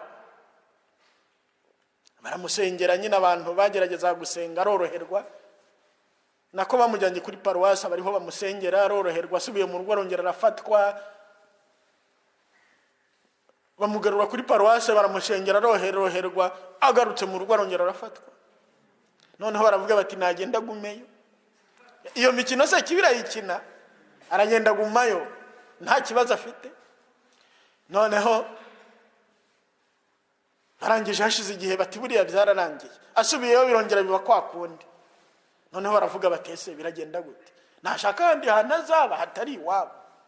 Aragenda yari wo muri diocese ya Gikongoro ajya kuba i Kigali. Abona abantu bamwakira, basengana nawe, rwose yiberaho nta kibazo. Hashize igihe ati buriya byararangiye, asubiyeyo arongera arafatwa. Noneho barongera baramusabira aroroherwa, bahita bavuga bati uramenye utazongera gukandagira iwanyu niba ushaka ubuzima. Urumva nyine rwose byabaye ikibazo. Noneho asigarana ibikomere bimutera nyine izindi ndwara zikomeye mu mubiri we, akajya ahora mbese nta buzima afite n'ubundi. Ubwo rero yaje kundeba ngo tuvugane nyine nyuma y'inyigisho ku bikomere nari maze gutanga icyo gihe kuri Sainte Famille muri 2001 mu kwa 9 niba nibuka neza. Noneho nitamubwira rero nti umuti ndawufite ni Yesu. Ntangira ku munsi wa Pentecost niko ubundi utinya amashitani yatinyamye.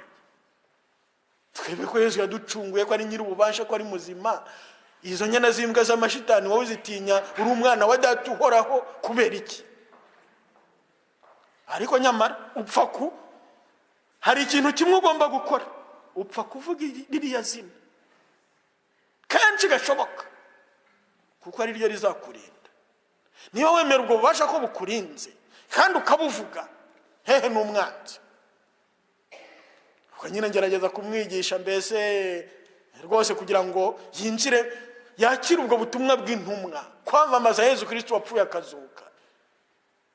Uko tuvuga rero Roho Mutagatifu abidufashijemo akagenda amwuzuza imbaraga, amwuzuza akanyamuneza. Nuko arangije turasenga, nuko aravuga. Kuko njye nari namubwiye nti Yesu kurindiye i Kigali azakurindira n'iwanyu, utahe iwanyu. Nuko umwana nyine yumvisha ubwo bubasha bw'izina rya Yesu, aravuga ati nibyo, mu izina rya Yesu ngiye gutaha iwacu, kandi Yesu Kristo azandinda. Aragenda nyine anyura i Kigali gusezera kuba bari kumwe. Bati ati none uragiye? Ati ndagiye nyine. ati nzabikiza ko Yesu noneho turi kumwe ko azandinda. Nuko aragenda nyine. Ubundi yageraga iwabo ubwoba bwabaga bwarangije kumwuzura, ariko icyo gihe siko byari bimeze. Yari yuzuye Yesu. Aratangira abantu bo hafi y'iwabo akabasuhuza ati Yesu akuzwe, mugira amahoro ya Kristo. Yesu se yabaramukije igihe cyose agashaka ukuntu agobeka ahantu hose izina rya Yesu. Abantu bamureba bakabona ntakiri wa wundi, hari ikintu cyahindutse muri we.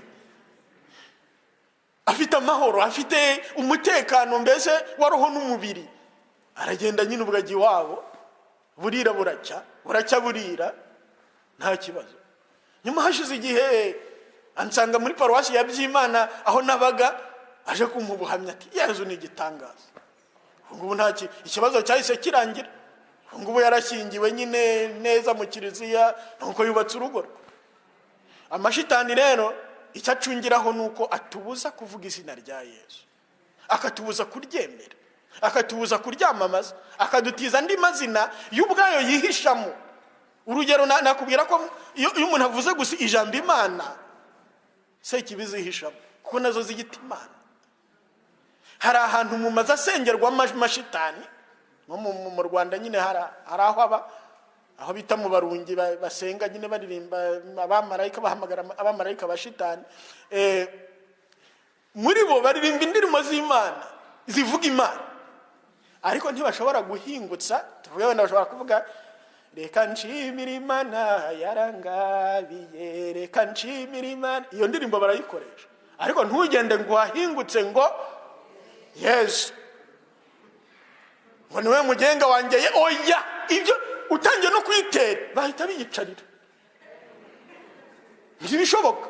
Ubwo uzi ko hari abantu mu kiliziya, nubwo baza mu kiliziya badashobora kuvuga izina rya Yesu. Iyo barigezeho igihe cyose bafunga umuntu, ariko iry'Imana nta kibazo ribatera. Ubwo hari ubundi buhamya nanone nibutse narangirizaho gutyo kuri ibyo by'izina rya Yesu, kandi namwe muzabibona cyangwa se byababayeho.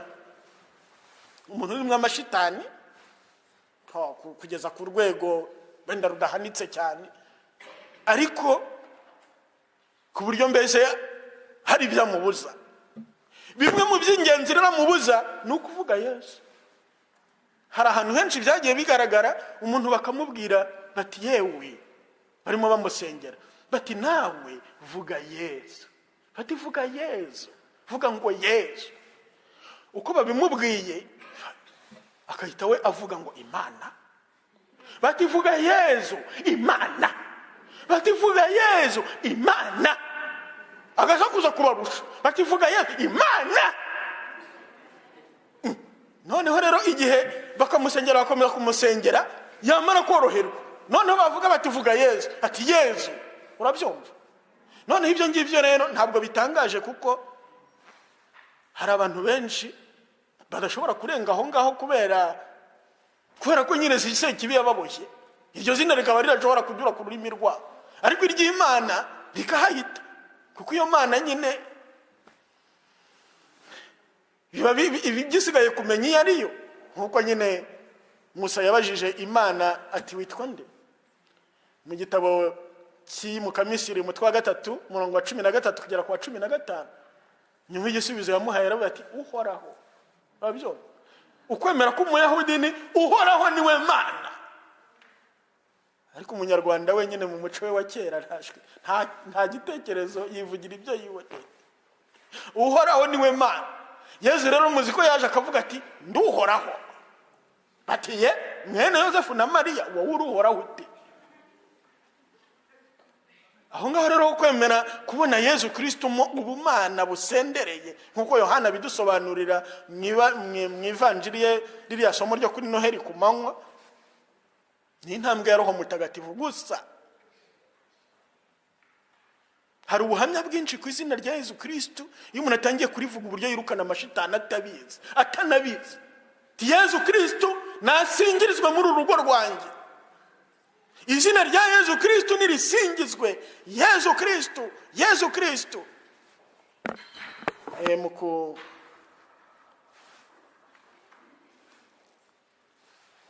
Mukurangiza rero mu by'ukuri kubera igihe gito dufite, nanze kuvuga cyane ku burwayi ntaravuga muganga. Niba buri wese ashobora kumva ko muganga ko amureba mu maso, ubu ngubu twarangiza gatoya tuzirikana ku bikomere byo mu mutima wacu dufite. Uzashaka izindi nyigisho zijyanye nabyo azazibona. Gusa mumenye ko umuntu akomeretswa mu mutima we n'urupfu cyangwa n'icyaha cyangwa byombi. Ugonganye na kimwe muri byo asigarana umutima wakomeretse, ibisebe ku mutima. Iyo rero umuntu amaze gukomereka nkuko no ku mubiri biteye, asigara yirwanaho ku buryo bubiri. Arahunga cyangwa agahutaza. Arihungira cyangwa agahutaza. Ni ukuvuga niba umuntu agiye kubukora ku gisebe, ntabwo uzamureka ngo gutoneke, ahubwo uzabigenza ute? Uzakamuhungisha cyangwa se wubwe umusunike. Nguko uko umuntu wakomeretse yitwara no muri roho. Kwigirayo cyangwa kwigizayo. Ushobora kwigirayo ukoresheje amagambo uvuga, ukoresheje indoro, ukoresheje inkoni, ukoresheje intwaro zose ushoboye. Naho kwigirayo ni ugufumyamo nyine, ugahunga umuntu uko ushoboye. Ushobora guhunga wicecekera, wigunga, wikingirana mu cyumba, cyangwa se wegura, cyangwa se wahukana, cyangwa se wiyahura. Ibyo byose nibyo guhunga ibibazo, guhunga uburwayi bwawe burimo bukurya. Muri ubwo buhungiro kandi habamo n'ibindi bintu ushobora guhungiraho kugira ngo bikumara agahinda. Muri byo harimo ibiyobyabwenge. Abantu bajya mu biyobyabwenge muri rusange n'abantu bakomeretse, cyangwa se mu rwego rworoheje kunywa itabi, agahinda kanywesha itabi. Muri rusange uko umuntu arushaho kugira ibibazo niko arushaho kunywa ryinshi, cyangwa se niba ari inzoga akarushaho kunywa nyinshi, n'ibiyobyabwenge akarushaho kunywa byinshi. Guhungira, ushobora guhungira ku bintu cyangwa ku hantu. Ugasanga umuntu yibereye mu mikino, nk'abana nk'urubyiruko rufite ibibazo mu ngo zabo, ugasanga nyine yibereye mu bintu byo ya mikino nyine, muri telefone ye cyangwa muri ordinateur. Cyangwa se n'umugabo uhungira ibibazo bye muri ibyo ngibyo nyine, akajya kuri ordinateur cyangwa kuri telefone ye, ibindi byose akamera nkaho bidahari. Kwigizayo rero, guhuga, harimo nyine nuko ushobora kwica umuntu kubera ko akubangamiye. Ibikomere rero mu mutima wawe ubwabyo bikaba bigaragaza kimwe mu bintu nyine bigaragara umuntu ko arwaye. Nk'uko Adamu na Eva bakimara gucumura bagize ubwoba, barahunga, bagira isoni. Ubwoba n'isoni ni imwe mu bikomere bikomeye icyaha gitera, cyangwa se urupfu.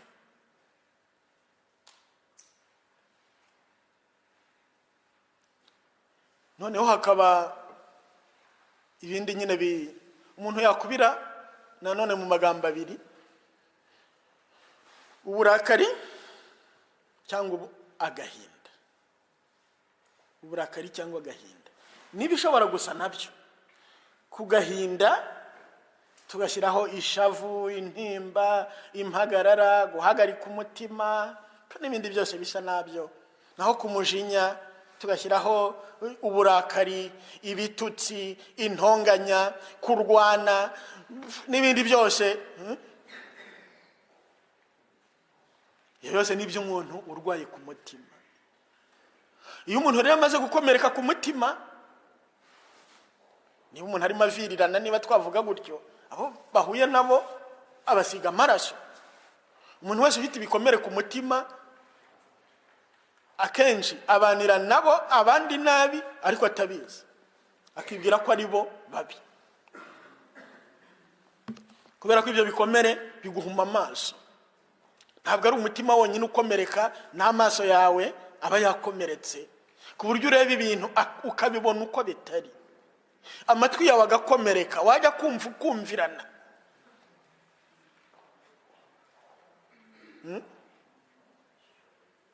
Mbese byawe bikamera nka rwa rwenya bajyaga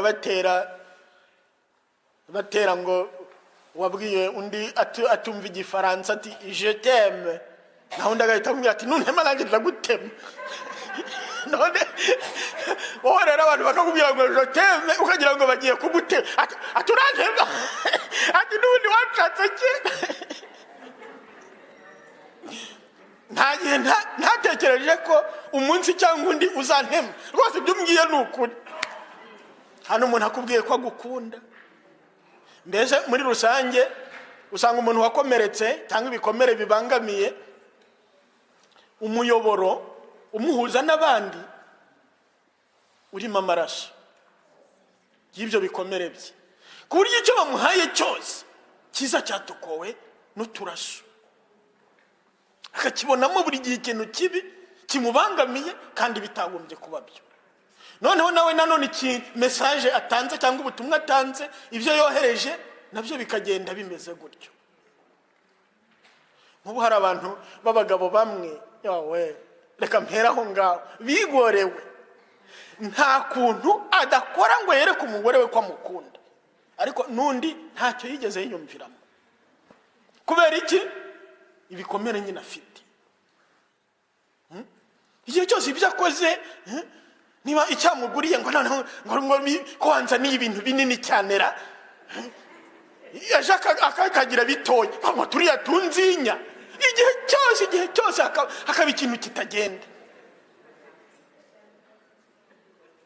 Ariko noneho ariko wagiye utaha kare, ejo rwose agataha nk'ihene nk'uko bavuga. Ngo umuntu w'umugabo iki gihe mu rugo, igihe cyose umugabo akakose rwose none ugasanga ushobora gusanga ari ku rundi ruhande. Noneho umuntu rwose w'umugore ukora uko ashoboye ngo rero ku mugabo we ko rwose yamupfiriye, ko ari umugabo w'ubuzima bwe, ariko ndakajya mureba reka ta ntanyurwe, akabona buri gihe ibyo akoze ntibyuzuye, ariko kana buri gihe umunyu wawe ufite ikibazo. Ese noneho ko wabigize rocyo, ejo njyasinkunda ibintu byumagaye, ibintu byose nyiri icyo umuhereje cyose kikaza gihengana. Ibikomere mbese bigira umuntu mutanyurwa. Ngubu hari abantu bamwe twagiye duhura, ariko mu by'ukuri Roho Mutagatifu nyine ni igitangaza. Ugasanga umuntu amaranye n'umugore we cyangwa n'umugabo we imyaka myinshi, ariko akaba azi neza ko ari umuntu mubi, umwanga, mbese ko kubana nawe byabaye kwihangana. Nawe nyine nyuma yo kumenya, ukamureba nyuma y'igihe mumaranye akubwira, ariko urabizi nyirakana, ati umugabo wawe aragukunda kuruta abagore bose, umutima we wose, nta wundi usibye wowe. Ngo nibyo se koko? Ibyo nkubwiye ni ukuri kandi uzabibona. Noneho ubwo ngubwo ngibyo hari ikintu mu by'ukuri iryo jambo rimukiza bwa burwayi bwo kureba za ndorerwamo areberamo, arataha akazifasha hasi, agatangira akamureba ku bundi buryo. Yamureba ku bundi buryo agatangira kubona ko ari ukuri.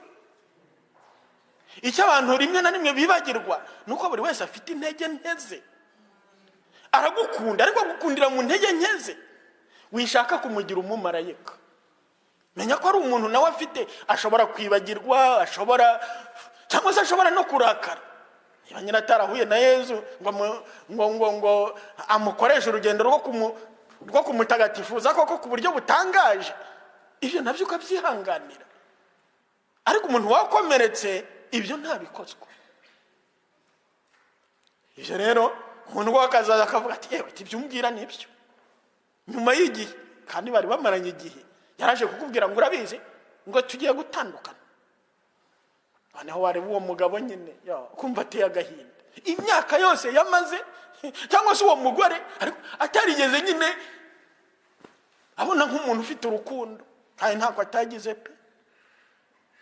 Ibikomere rero nyine bituma uwo muyoboro wacu uduhuza n'abandi w'urukundo, ubutumwa utugezaho buza burwaye. Iyo rero Yezu mumaze guhura akagenda gukiza, utangira kubona ko babantu warebaga ukabona ni abantu babi, ni abantu bakwanga, ni abantu, kuko umuntu nyine ufite ibikomere yumva abantu bose bamwanga, ari abantu babi, ari abantu sinzi, ahantu hose akumva aranzwe. Iyo rero uhinduye ukaba ati yo siko bankunda, ajya kuri ati ugasanga wenda wari uzi ko mama wawe atigeze agukunda n'umunsi n'umwe, maze wareba ukuntu yakugaragaje urukundo mu buzima bwe bwose, mu ntege nke ze nawe ati yo utari kuzi ko burya mama yari intwari, siko yadukundaga. Wewe wari warahagaze ku kintu kimwe ngo yaradutukaga, urumva ngo mama ukuntu yadutukaga, ngo ukibagiza ukuntu yitangaga kugira ngo mubeho, ukuntu wenda yabarihiriye amashuri, mu by'ukuri asigaye arya ibijumba gusa. Niba twavuga gutyo kugira ngo mwebwe mujye mbere, ibyo byose ntubire, ngo ibitutsi bye ngo abagore baragwira, ngo waza amasimbe umubyeyi nk'uko mama yatubereye umubyeyi. Kuko nyine umuntu iyo arangije gukomereka akenshi ntabwo avuga ibintu by'ukuri, kuko ntabwo bireba mu kuri. Noneho rero kugira ngo umuntu mu by'ukuri akiri ibikomere bye, nukumva ko kunzwe, kumva urukundo rwa Yezu, ko Yezu ankunda, ikibazo kiri he? Niba rero n'abantu bose naho bakwanga nk'uko wenda ubitekereza, ni akazi kawe, wowe upfa kubakunda kubera ko Yezu azabigufashamo. Ibyo rero biguha amahoro, gahunda yawe igahinduka. Naho kuko nyine kutumva ko umuntu akunzwe, bariya banzi bombi bagenda bagutera bakarushaho kuguhuhura nyine, kuko nta gihe abantu badapfa, nta n'igihe badacumura. Ubwo rero mu makuru yose umuntu amenya y'impfu zabaye, abantu bigendeye, ibyo byose usanga umuntu byamusize adahagaze ku isi, yahungabanye, cyangwa yumvisha ububi bw'abantu, ukuntu abantu bacumura. Ariko se rwose iyi si izageza ryari? Rwose Yezu Kristo ni muzima, Yezu Kristo ni nyagasani, Yezu Kristo niwe mahoro yacu, Yezu Kristo ni urumuri rutanga ubugingo, Yezu Kristo ni amahoro, ni ibyishimo. Iyo umuntu rero yumva ko urukundo rwa Yezu rufite imbaraga, kandi ko Yezu Kristo niba muri kumwe, naho abantu bose bakwanga bagutwara iki? Hari umurusha imbaraga, naho bose baterana. Nuko rero Yezu Kristo aduha amahoro atyo, urukundo rwa Yezu rurampagije. Ariko usibye n'ibyo, urwo rukundo ruraguhumuriza, kandi ukabareba ugasanga uko watekerezaga ko bakwanga sibyo, ahubwo ni intege nke zabo. Bityo muri izo ntege nke zabo ukahabakundira, umutima wawe ugatangira koroherwa. Ubwo ikindi rero umuntu yarangirizaho ni ukugira ngo twongereho indi nzira yadufasha guhurira na Yezu udukiza. Twavuze penetensiya, tuvuga nuko kumva urwo rukundo rwa Yezu no kuvuga izina rye. Ariko iryo zina rye kurivuganya ko ni ukuryinjiza mu bisingizo. Ibisingizo birakiza, ku buryo ari isengesho rikwiye kwigishwa abantu bose, nkuko Bikira Mariya yasingije. Ni isengesho rikiza. Singizwa Nyagasani Yezu. Kumusingiriza mu bintu byose bikubaho. Abanyeshuri nakundaga kubigisha mvuga nti kubera iyi zeru banzingiye singizwa Nyagasani Yezu. Aho kugira ngo wirwe bazinze umunya, ahoko utuka abarimu, wacitse intege, hanyuma n'ibindi bizami ubikunanire kubitegura, ubuzima buhagarare kubera iyi zeru banzingiye singizwa Nyagasani Yezu. Ukaba wakongeraho n'izindi nzenya abana b'Abanyarwanda bakoresha kuri zeru. Njyewe niboneye igare ndi bugendeho, singizwa Nyagasani Yezu. Barinjushagirije rwose. Ibyo rero birabohora. Ubwo bimwe mu bintu nyine by'ibikomere byo kwigiraho no kwigizaho ibyo umuntu wenda yavugaho gatoya ni ibyerekeranye no kutiyakira nabyo. Ni ukuvuga ukareba rumwe mu rugingo rwawe ukumva nturushaka pe. Urabyumva?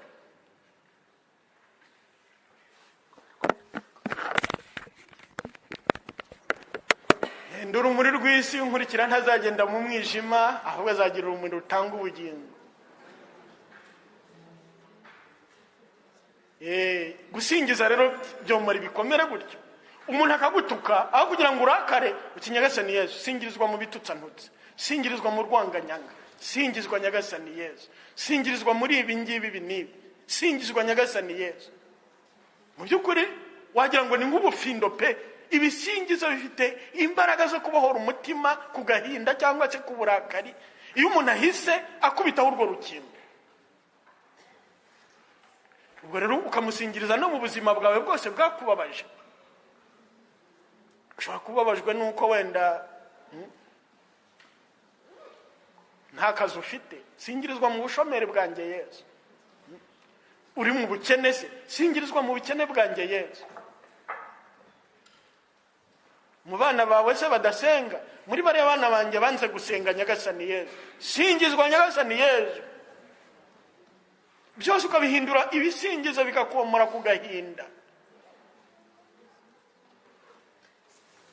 Iryo sengesho ry'ibisingizo ni ubutumwa buri muntu mu basingiza mubaza akamaro kabyo buri wese yarakwiye gukora, kuko hari abantu bibeshya ko gusingiza ari byo abakarismatike, mu gihe ibisingizo ni isengesho rya Kiliziya, ni isengesho rya Roho Mutagatifu. Bikira Mariya avuga ati umutima wanjye urasingiza Nyagasani.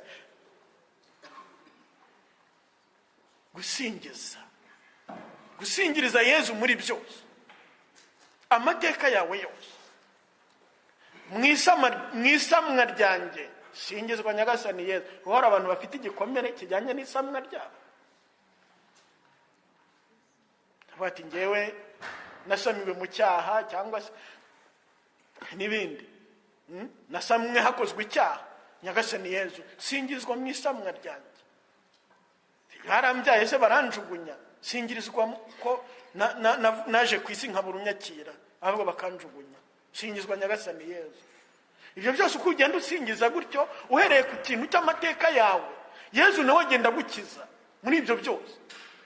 Mu bantu bose banyanga cyangwa se bantoteza, singizwa Nyagasani Yezu, singizwa Yezu. Noneho ikindi gikiza Yezu ahandi duhurira usibye mu bisingizo no muri penetensiya no mu izina rye riduhunda urwo rukundo rikaduhumuriza, hari misa, isengesho risumba yandi, niba tubivuze gutyo, kuko ari Yezu ubwe. Kwitura Yezu ukuri, ntabwo agusaba ibyo udafite, agusaba wowe wese, ashaka kumwirekurira. Nishyize mu biganza byawe Yezu, nyakira uko ndi, unyikiriza uko ubishaka. Mu gihe cyo gutura nawe ukitura, ugatura ibikurya ku mutima mu mateka yawe, ibyo byose ukabihereza Yezu. Kandi igihe cyo guhazwa ukamusaba gukora aho hantu hakurya.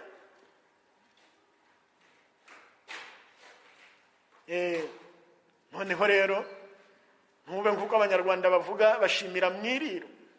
Niba Yesu yakugaburiye, kuki utamuha ikindi gihe ngo uganire nawe?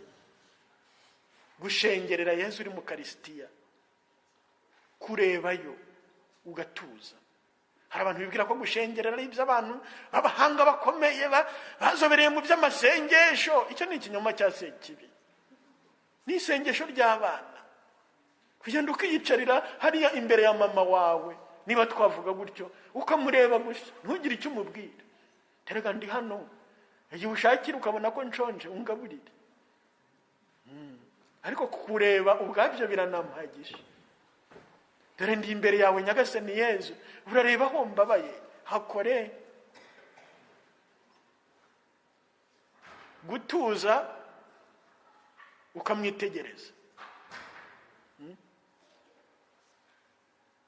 Hari uwavuga gutumbira, mwituze uwatwitangiye. Gushengerera, gutumbira, mwituze uwatwitangiye. Cyangwa imvugo nziza kurushaho, kwitegereza, mwituze Kristo watwitangiye. Gushengerera bikorerwa mu maso. Ntagomba kugera imbere y'isakaramento cyangwa imbere ya taberenakoro ngo yirebere hasi. Oya, muhanga amaso, rebayo kandi werekezayo umutima wawe. Ibyo byombi. Ubwo rero hari ushobora kuvuga ati hari ibintu bihita binzamo, ibyo ngibyo rero bimuhereze. Nyagasani Yezu nkweretse na bariya banyirukaho. Kandi uwo musore ukwirukaho ashaka ko musambana, akaba ninjoro nsanga akabara telefone ati usinasinziriye, nuko ejo akaba yiteguye no kwiruka ku musozi. Njyewe nakunze kubwira abantu rimwe na rimwe twahuye, ngo reka ngo agiye gusara, mureka sare. Ntababeshya gusa, mureka sare tuzareba. Ariko ya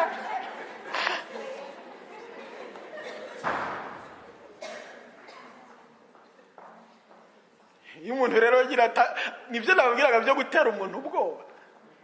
Umva niba yarangije kugutera ubwoba, arakuyobora aho ashaka. Yesu Kristo rero ni Nyagasani, ni umutegetsi. Umuntu agomba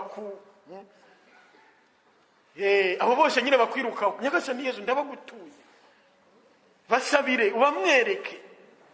Ahasigaye nurangiza kwipakurura, nkuko kwipakurura ibyo ngibyo, witereka aho ngaho Nyagasani agupakire imigisha ye. Ahasigaye usohokana akanyamuneza. Gushengerera ni isengesho rikomeye cyane kandi ryoroshye. Rikomeye kubera ibyiza riduha, ariko ryoroshye kubera ntacyo Yezu gusaba kuvuga. Murebe gusa, wicecekere. Kwitegereza, mwituze watwitangiye. Ubundi hari rero kwisunga Bikira Mariya ukamutura ubuzima bwawe. Nkuko Tereza w'umwana Yezu yavugaga ati umubyeyi Bikira Mariya ntacyo tumuhisha. Icyo kintu twaye mu mutima wawe kikuremereye, kimubwire. Umubyeyi Bikira Mariya uri mama, reba biriya byose birandemereye, nkuru umutwaro wanjye, ushyikiriza Yezu Kristo umwana wawe. Bikira Mariya duhuza na Yezu. Icyo ababwira cyose mu gikore. Icyo ababwira cyose mu gikore. Ikindi rero mu rugendo rw'ikirabikomere ni uko akenshi iyo umuntu yakomeretse ibye ntashaka kugira uwo abibwira. Nyamara urabivuga bikakuvamo, Yezu akakuvura.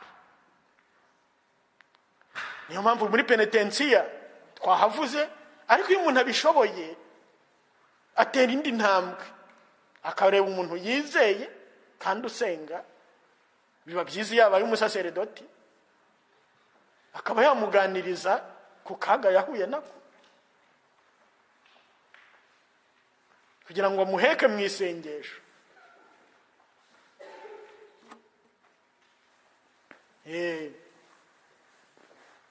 Ubwo rero icyo kintu ntimukakibagirwe. Urabivuga bikakuvamo, Yezu akakuvura. Hariho nk'ikintu umuntu ashobora guhura nacyo, nkuko bimwe umuntu ashobora kubivuga, umuntu agahita anaguhindukirana, nk'ibyo se hari uwabikora. Ariko ugasanga uwo muntu uvuze atyo ni we ubikora. Sekibi ni uko ikora nyine. nk'umwana w'umukobwa kandi akiri mutoya ashobora gufatwa na se ku ngufu, ni amahano. Ariko noneho akavuga ati nzabibwira nde? Umva, nzabibwira mama yanyica, mbibwire ndetse ubu nakagombye kubwira ni papa, niwe wabinkoreye, ubu hasigaye nde? Mbibwira abavandimwe banjye se banyita umusazi, ubu nzabibwira nde? Ubwo rero agafungiramo rimwe na rimwe ndetse akanibagirwa ko byanamubayeho. Iyo rero akenshi umuntu ashengereye Yesu mu Karisitiya hari igihe amwibutsa amateka ye. Ibyo rero wagombye kubyereka Yesu muri penetensiya, hanyuma ukagira n'ubitekerereza. Iyo abaye umusaseredoti ntako bisa, ariko hari n'abandi bantu batega abantu amatwi iyo Roho Mutagatifu yabahaye iyo ngabire, kandi bigafasha abandi kubohoka.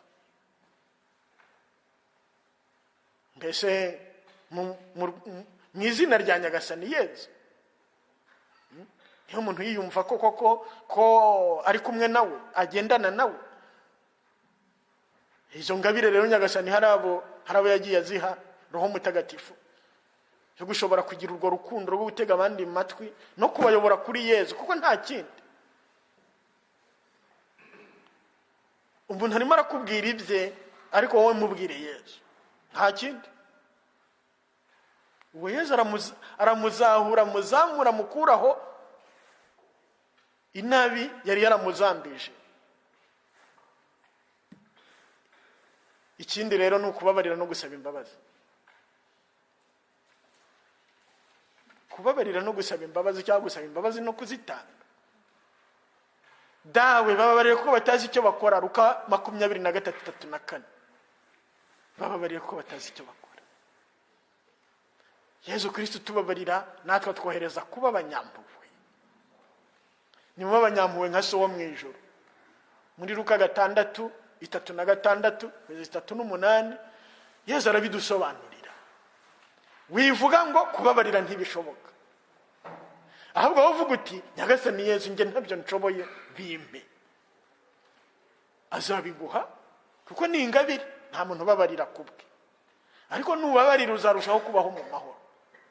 Hari ngo yizacika mu buzima bwawe, hari roho mbi zizaguhungaho, kuko amashitani niyo adufasha kwanga abandi, niyo atubuza kubabarira abandi.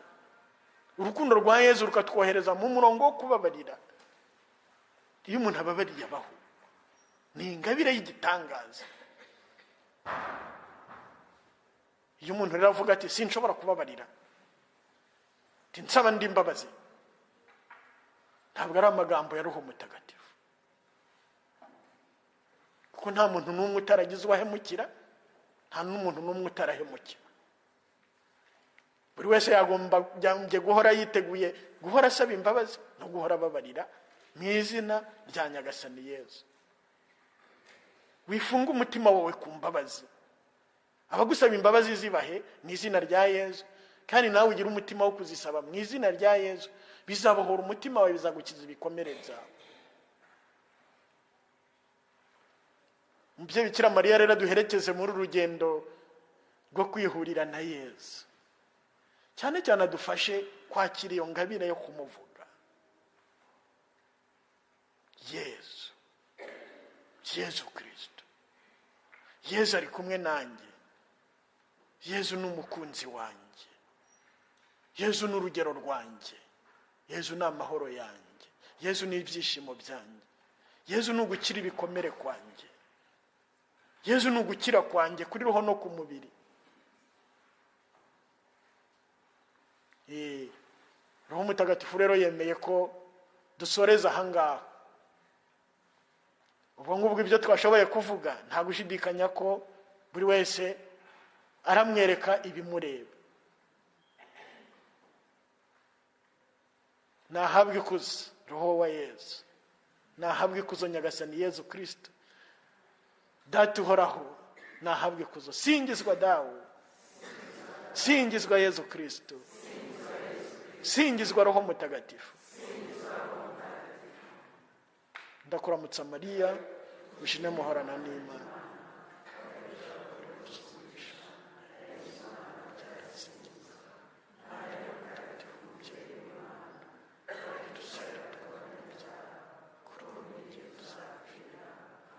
wowe Imana Data na Mwana na Roho Mutagatifu.